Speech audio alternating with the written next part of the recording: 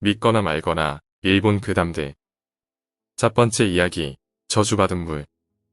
대학생이 되어서 도쿄로 온 나는 어느 맨션에서 자취를 하게 되었다. 그곳은 원룸으로 현관에 들어서면 바로 부엌이 있고 방 안으로 들어가게 되는 흔한 구조였다. 꽤 깨끗한 곳이지만 정작 내가 이 맨션을 선택하게 된 진짜 이유는 물이었다. 특수한 정수기라도 쓰고 있는 것일까? 이 맨션의 수도에서 나오는 물은 맛있었다. 시골을 떠나 도쿄에 와서 물갈이에 시달리고 있던 나에게는 정말 감사할 정도였다. 하지만 그 맨션에서 산 지 일주일이 지날 무렵 나는 매일 저녁 고열에 시달리게 되었다. 너무나 더워서 도저히 견딜 수가 없었다. 한밤중에 눈을 뜨고 수도꼭지에 딱 달라붙어서 그 맛있는 물을 마셨다. 그 물은 정말 너무나 맛있었다. 그리고 한 달이 지났다. 나는 그 물에 붙어 매일 저녁 귀신을 보게 되었다. 그것도 하나둘이 아닌 귀신의 행렬이었다. 귀신들은 창문이 없는 동쪽 벽에서 나타나 내 침대가 있는 서쪽 벽으로 사라졌다. 귀신들은 내 몸을 밟고 지나갔다. 그때마다 나는 더위에 습격당해 맛있는 물을 마셨다. 그렇지만 그 상황에 처하고서도 나는 방을 나갈 생각은 하지 않았다. 물이 정말로 맛있었기 때문이었다. 지금 돌아보면 그때 나는 조금 정신이 이상해져 있었는지도 모른다. 2달이 지나도록 나는 강의도 나가지 않고 하루 종일 맛있는 물을 마시고 있었다. 수도꼭지에 호스를 달아서 방까지 가져온 뒤 침대에서도 마셨다. 당연히 그렇게 많은 양의 물을 몸이 받아낼 수 있을 리 없다. 그래서 나는 바닥이 흥건해지도록 토해대며 맛있는 물을 마셨다. 음식을 먹어도 물과 함께 토해버렸기 때문에 나는 점점 말라가고 있었다. 어느 날 밤 계속 나타나는 귀신들에게 화가 난 나는 동쪽 벽을 마구 두드렸다. 주변에 신경도 쓰지 않고 괴성을 지르며 계속 벽을 두드렸다. 그러자 벽지가 벗겨지며 붉은 것이 나타났다. 그것을 깨달은 나는 계속 벽지를 벗겼다. 그러자 이상한 것이 나타났다. 마치 신사 앞에 있는 문 같은 기둥이 벽 안에서 나타난 것이다. 무서워진 나는 마음을 달래기 위해 맛있는 물을 마시기로 했다. 하지만 수도꼭지로 마시기에는 물이 너무 적었다. 나는 방을 뛰쳐나와 계단을 뛰어 올랐다. 약해진 몸으로 겨우 옥상에 도착했다. 의외로 옥상 입구는 열려 있었다. 나는 저수 탱크로 한달음에 달려갔다. 저수 탱크에 잠긴 채 마시는 물을 마음껏 먹고 싶었던 것이다. 뚜껑에는 열쇠가 걸려 있었지만 맛있는 물을 마시고 싶었던 나는 필사적으로 뚜껑을 열었다. 지금 생각해보면 말도 안 되는 짓이다. 자물쇠를 부순 나는 탱크 속으로 뛰어들었다. 그렇지만 물은 맛있지 않았다. 오히려 맛은커녕 냄새가 났다. 기분이 나빠진 나는 탱크 안을 살펴보고 놀라서 주저앉았다. 털이 깎인 채 죽은 고양이가 몇십 마리나 탱크 안에 있었던 것이다. 나는 그날 먹었던 밥과 물을 토하고 탱크에서 뛰쳐나와 가까운 경찰서로 달려갔다.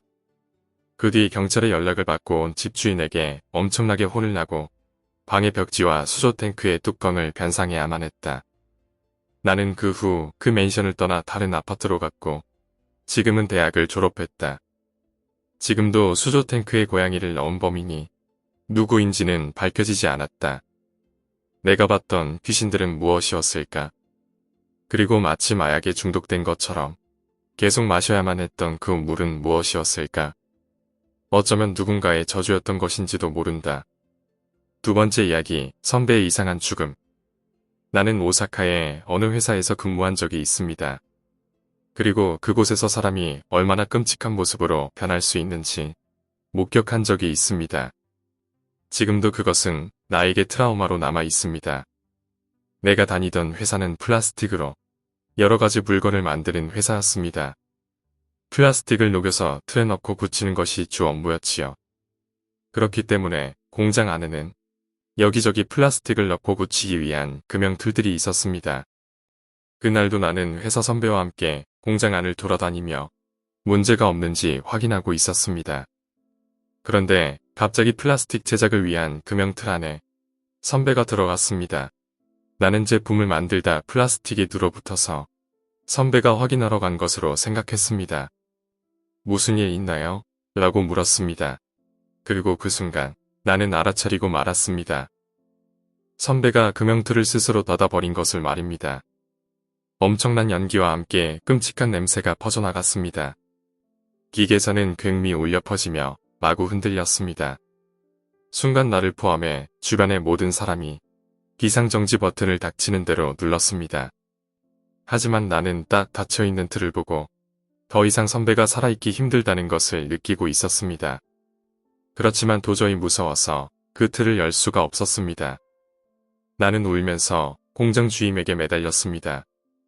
주임은 공장장을 부르고 현장에 있던 모든 사람들을 모두 공장에서 내보내고 기계를 조작했습니다.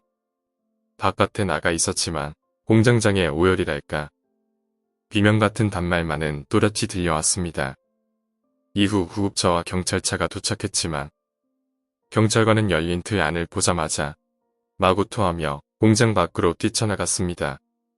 그때 나는 공장의 문틈 사이로 틀 안의 모습을 살짝 보고 말았습니다. 거기에는 아직 인간의 모습을 약간 남긴 고기 덩어리가 남아 있었습니다. 그것을 보고 나는 실신하고 말았습니다. 이후 나는 그 회사를 그만두었습니다. 지금 그 회사가 어떻게 되었는지, 선배의 유족들이 어떻게 사는지는 나도 모릅니다. 하지만 아직도 오사카에서 플라스틱 금형 작업을 하는 사람들이라면 이 이야기를 연수 때 꼭 듣게 된다고 합니다. 세 번째 이야기, 시골에서의 기분 나쁜 체험. 내가 살고 있는 곳은 상당히 벽지여서 TV 전파가 끊길 때도 있고 광 케이블은 들어오지도 않았다. 버스도 1시간에 한 대가 겨우 오는 시골이다. 하지만 바다가 바로 옆에 있어서 매우 좋아하는 곳이기도 하다. 지금 내가 살고 있는 집은 62년 전에 할아버지가 지으신 집이다. 낡은 집이기 때문일까? 우리 집에는 정체 모를 것들이 종종 나타나곤 한다.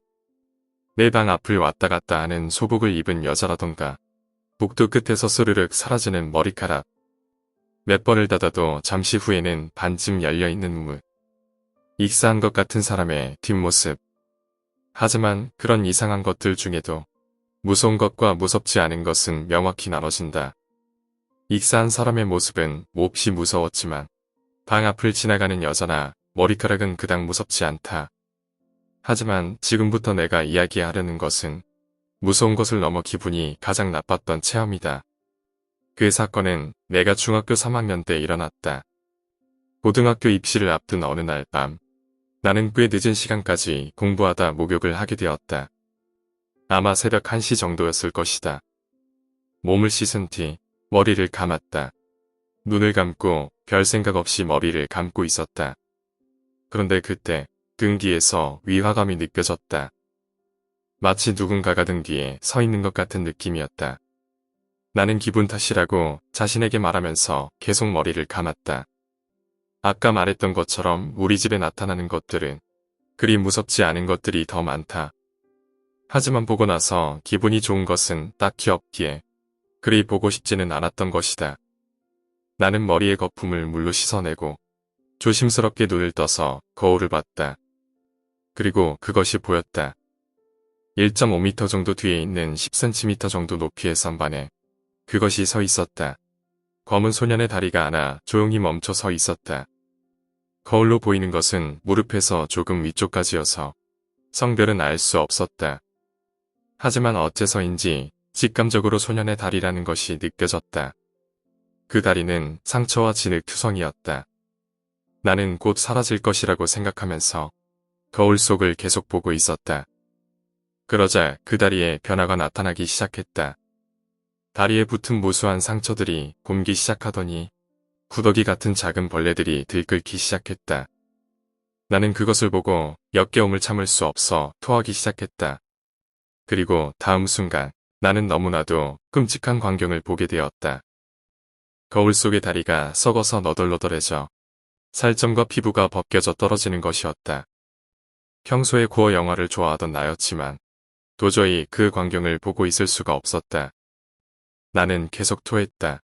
욕실의 위에게 냄새가 풍겼지만 위 안에 있는 모든 것을 토해내기 전까지는 도저히 버틸 수가 없었다. 나는 토하는 것이 멈추자마자 다리가 있던 곳에서 최대한 멀리 떨어지며 방으로 도망쳤다. 그리고 며칠 동안은 그 다리의 모습이 머릿속에서 지워지지 않아 고기를 먹을 수가 없었다. 시간이 지난 뒤 할머니에게 그 일을 말했더니 할머니는 어두운 표정으로 이런 이야기를 해주셨다. 옛날 이 근처는 석회암이 많이 나서 광산이 많았단다. 너희 할아버지도 광산에서 일을 하셨지. 그런데 할아버지 동료 중에 다이너마이트에 복사한 사람이 있었어. 어쩌면 그 다리는 그 사람 다리일지도 모르겠구나. 그 다리가 왜 내 앞에 나타났는지는 모르겠다. 하지만 다음번에 또 보게 된다면 부디 성불하기를 빌어주어야겠다. 오늘 이야기는 여기까지입니다. 오늘 이야기가 재미있으셨다면 구독과 좋아요, 댓글 부탁드립니다. 댓글은 저에게 큰 힘이 됩니다. 감사합니다.